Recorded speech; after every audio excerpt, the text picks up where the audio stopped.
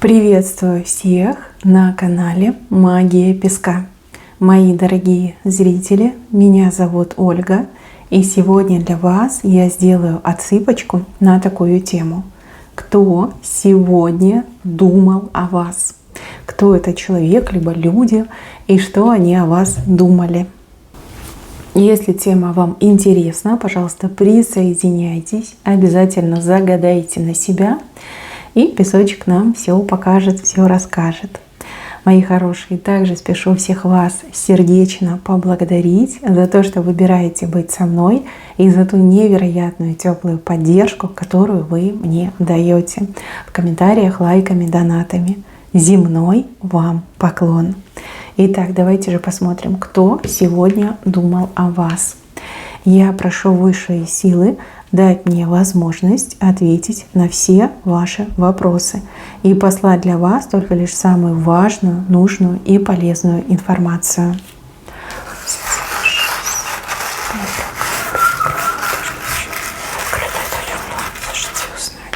Ух ты!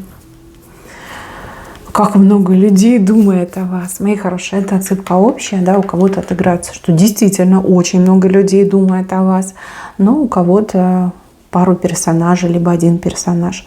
Но вот самый главный персонаж здесь мужчина. Мужчина, кстати, очень симпатичный. Мужчина такой приятный, галантный, воспитанный.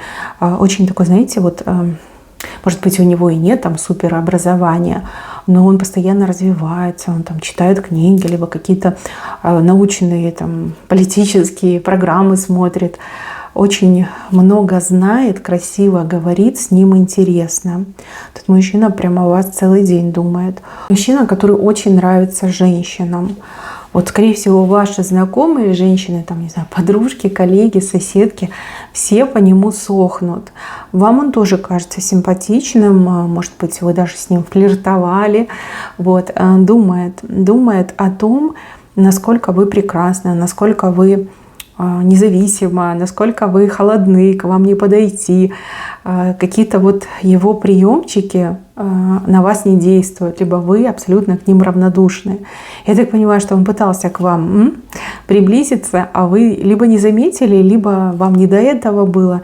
И вы такая, да, какие там подкаты, да?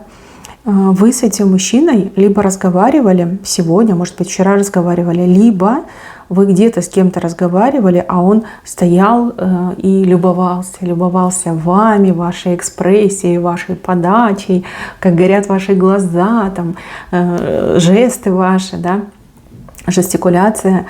В общем, прям так впечатлился, он о вас мечтал, причем у него тут и интимные мечты были по поводу вас, и какие-то фантастические, вот вы вместе, вот вы где-то отдыхаете, вот вы там что-то вкусно кушаете, вот вы друг друга любите. Ну просто, вот я бы сказала, что он горит, я бы сказала, что он в вас влюблен, вот без всяких там заискиваний, он явно в вас влюблен. Его к вам тянет, вы ему очень нравитесь, вы ему невероятно желанны. И, конечно, он о вас думает. И я так понимаю, что он не только сегодня о вас думает, он думал о вас и вчера, и позавчера, и постоянно, да, вот мне идет именно так. Мужчина, кстати, у него короткие волосы, прям очень короткие. У кого-то отыграется, что у него, может, даже лысина есть, ну, либо под ноль даже, да, вот стрижка. Ну, либо настолько короткие, что кажется, что волос практически и нет. Мужчина, который, глаза у него такие, знаете, вот смеющиеся, не лукавые, а именно смеющиеся. Какой-то странный разрез еще глаз. Он всем нравится, но ему нравитесь только лишь вы. И еще у кого-то отыграется, что мужчина может быть не совсем свободен, может, у него там какая-то типа а-ля невеста есть, ну, может быть, как разошелся, но не развелся, да, официально не оформил. Но женщины прям пытаются, чтобы он на них внимание обратил, там чуть ли в ноги ему не кидаются, либо перед ним, там, не знаю, там распахивают, обнажаются, да, типа пытаются его завлечь. Вот. Но, опять же, мне почему-то кажется, что вам не до него, у вас какие-то более серьезные проблемы на уме, либо вы просто не замечаете, да, как он там на вас смотрит. Но вот он еще будет проявляться, он еще будет действовать, он влюбляется, он влюблен, еще больше влюбляется. И так просто, да, он от вас не отстанет, да, просто так не уйдет. Тянет, его безумно тянет к вам. Он не знает, что это такое, он с таким дела не имел, с таким сильным притяжением. Это обычно к нему все так сильно притягиваются, как к магниту, а тут наоборот все вышло. Это он тянется к вам, как к магниту. И еще хочу сказать по поводу этого мужчины. Он классный любовник. Ну, типа, это его визитная карточка, что ли, или как сказать, сильная черта. Хотя, наверное, это и не черта. Талант, наверное, да? Талант. Он очень классный любовник. Вот. О нем, скорее всего, легенды ходят. Ну и, в принципе, там и внешне видно, да, что он такой горячий парень. Не знаю, девочки, вы точно понимать должны, о ком я говорю. Вы либо с ним общались вчера, сегодня, либо вы с кем-то общались, а он где-то рядом находился и прям глазами вас прожигал. Ну, явно вы это видели, явно. И либо его видели, либо с ним общались, видели, как он на вас смотрит, как кот на сметану. Чувствуете, вы, скорее всего, чувствуете, что вы ему нравитесь. И вам это приятно, это не отталкивающее ощущение. Просто у вас голова какими-то проблемами забита. И ну, вот надо проблемы порешать, потом уже личной жизнью заниматься, да? Либо вы такая, ну, у меня и так проблем куча, он еще там не развелся, либо сожительствует с кем-то, да, зачем мне эти головные боли? Ну ничего, у вас обязательно с ним будет продолжение, он просто так от вас не отстанет. Будет вас добиваться, куда-то позовет, либо там сам будет напрашиваться к вам женихи. Это еще у вас впереди. Так, еще у вас думала какая-то женщина, которая испытывает к вам чувство страшной антипатии. Вы прям как кость в горле. Она считает вас конкуренткой, она считает вас соперницей. У кого-то действительно в личной жизни соперница, у кого-то в семейной жизни, у кого-то на работе, например, в бизнесе. И она психовала очень сильно по поводу вас, потому что ей то ли доложили, то ли она сама как-то увидела, узнала, обнаружила, что у вас прогресс, вы добиваетесь своих целей, вы становитесь успешной, либо у вас там что-то где-то получилось. И она такая, блин, да как так, да что делать с ней, как ее остановить, как от нее избавиться. Да, вот такие мысли, прям ходила, себе руки заламывала. И с какой-то женщиной это все обсуждала. Вернее, не обсуждала, она на вас жаловалась. И говорила, да что за жизнь такая несправедливая, почему ей все, а мне типа ничего, ведь я ничем не хуже, я намного там умнее, я намного красивее, почему все к ней идет, все к ней идут, да, вот такие мысли у нее были. Ну и слова, конечно, прям возмущалась, вам, возможно, икалась, ну либо что-то такое происходило, вы прям чувствовали, что щеки там горят, шея горит, уши. Говорила, она о вас говорила. И вы знаете, она тут вас, с одной стороны, боится, а с другой стороны, она, сама того не замечая, как в вашу тень превращается. Скорее всего, под вас косит, ну, либо пытается, да, с вас впечатляться и выдавать себя за вас. Ну, вести себя так, как вы вашими словами говорить, заниматься тем, чем вы занимаетесь, одеваться в таком же стиле. Опять же, прическу могла сделать, либо волосы окрасить. Ну, то есть как пародия, да? Но пародия смешная, неудачная пародия. Ну, превращается в вашу тень. Как может тень поспорить с человеком? Никак. Солнце выйдет, там полдень, да, все тени исчезнут. Да, интересный, конечно, персонаж. Мне кажется, что она своей злобой сама себя сожжет изнутри, ну, как выжжет. Какая-то неадекватная. Так, еще о вас какой-то человек старшего возраста сегодня думал. Причем мысли такие были, вот как скучаю, соскучился, соскучилась. Может, это папа, может быть, это мама, дедушка у кого-то, бабушка. Ну вот старшего возраста человек прям скучает и хотел бы увидеть. Ну, тут не просто поговорить, здесь именно вот увидеть, с вами время провести, там, не знаю, обнять вас, поцеловать. Как не хватает вас этому человеку. Этот человек прям думал о вас.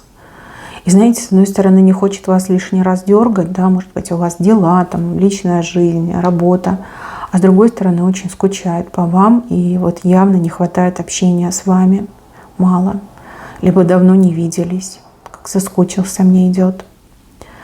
Так, вот здесь женщина старшего возраста, мужчина, ну, как вы, может быть, плюс-минус, там, да, старше-младше. Я так понимаю, что это мама и сын. И они ругались по поводу вас. Не то чтобы думали, они ругались. Причем вот этот сын винил свою мать в том, что, ну, я так понимаю, он не с вами, да? Может быть, это какой-то бывший ваш, либо какой-то мамочкин сынок, который маму послушал и, ну, в общем, слился, да? И вот он то ли ваши фотографии видел, то ли ему кто-то о вас рассказал, и он маме, значит, этой своей высказывал, что вот так и так, ты меня там счастья лишила, либо еще что-то. А она отбивалась и говорила, там, зачем тебе такая, там, ты там, скучный, ты не самостоятельный, она бы тебя бросила, типа, твое место рядом со мной, там, кроме меня ты никому не нужен, да, какие-то такие вещи странные.